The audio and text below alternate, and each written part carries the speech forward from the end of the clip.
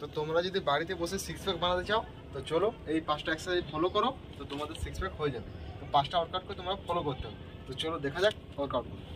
তো ফার্স্ট টাইমে তোমরা এরকম, এটা তোমরা 10টা করে 3 সেট করে নেবে।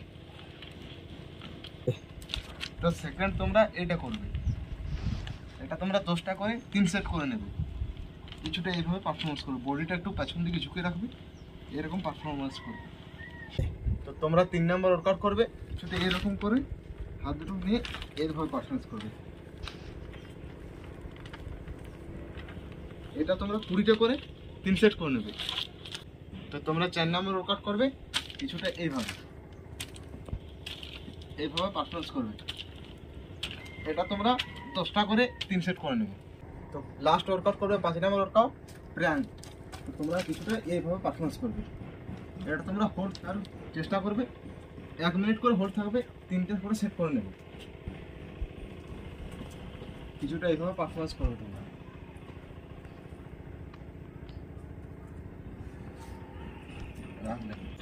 তো এই 5টা ওয়ার্কআউট তোমরা ডায়েটে ফলো করো, তো তোমরা খুব তাড়াতাড়ি রেজাল্ট পেয়ে যাবে। তো চলো দেখা হচ্ছে নেক্সট ভিডিওতে।